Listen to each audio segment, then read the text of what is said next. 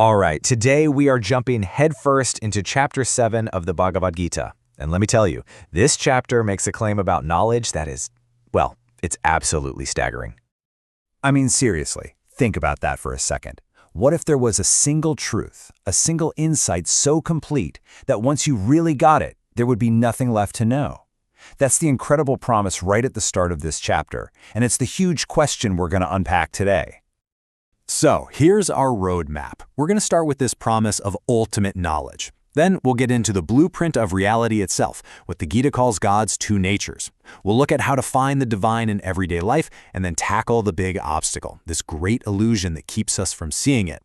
After that, we'll explore the 4 different ways people begin this journey and wrap it all up with the final, mind-blowing realization. Okay, so let's set the scene. Krishna is talking to Arjuna and he's about to drop a bombshell. He's not just offering some interesting facts, he's offering a knowledge so total, so complete, that it covers literally everything. And you gotta pay attention to the words he uses here. This isn't just trivia. He calls it a science and essential knowledge. It's making a really important point. There's a huge difference between knowing about something, like reading a book, and having a direct, personal experience of it. And that's the goal here, total experiential understanding. But here's the catch. If this amazing knowledge is just out there, why isn't everyone walking around enlightened? Well, the text is brutally honest about it. This path is incredibly rare and difficult. Why? Because most of us are just distracted. We're caught up in the day-to-day grind. So while the truth is right there, very, very few people actually get there.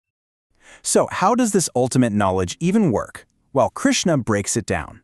He says to understand everything, you first have to understand the fundamental code of reality. And he splits it into 2 basic parts, 2 natures. First up, you've got what's called the lower nature. This is basically all the stuff we can perceive. It's the physical world, earth, water, fire, the elements. But, and this is key, it also includes the tools we use to process that world, our mind, our intellect, and even our sense of self, our ego. This is the whole material shebang. But then there's the higher nature. This is the stuff you can't see or measure. It's the spark, the conscious life force that animates all that material stuff. It's the spirit that runs through every living thing, the very thing that keeps the universe from being just a cold, dead pile of rock. So here's how they fit together, and this is the really cool part. Think of the lower, material nature as the stage, the field of play. It's temporary, it changes, it's made of a billion separate things. The higher nature is the conscious energy, the knower of the field, that's aware of the whole game. One is the physical hardware, the other is the spirit that actually makes it all run. Okay, so if this divine, higher nature is the animating force behind everything, where is it? Like, how can we actually spot it in the wild? Well, this next part gives us some really beautiful clues.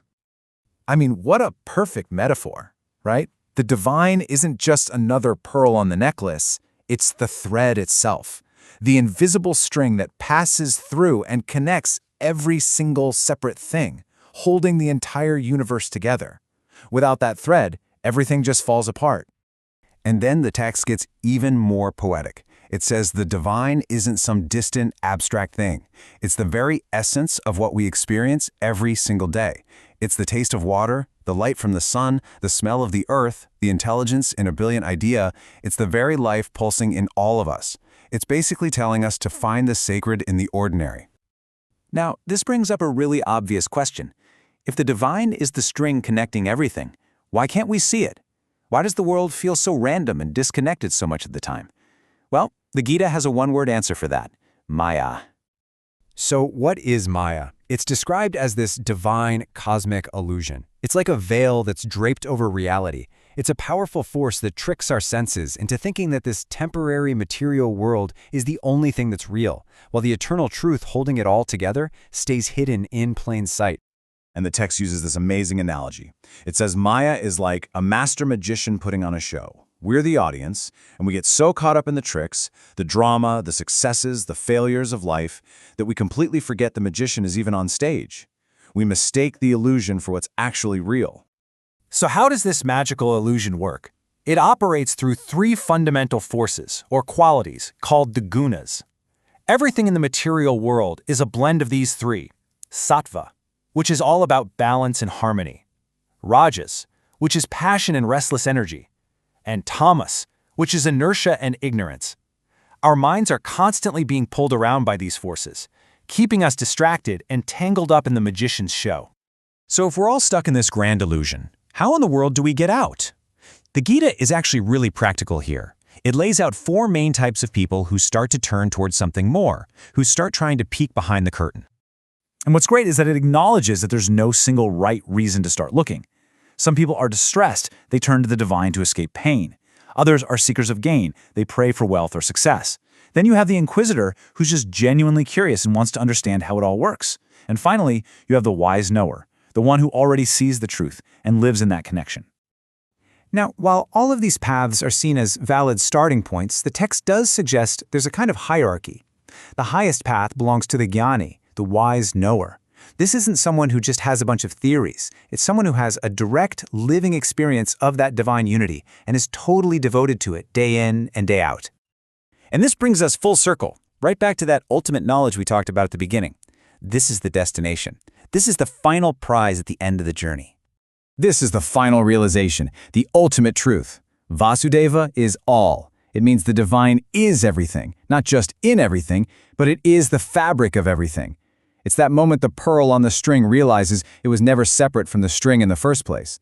And as the quote says, getting to this point, after lifetimes of searching, is an incredibly rare and precious thing. And that really just leaves us with one final thought to chew on. If this ancient wisdom is true, if the fundamental reality connecting absolutely everything is this divine consciousness, then where, in your own life, right now, might you start to look for that connecting thread?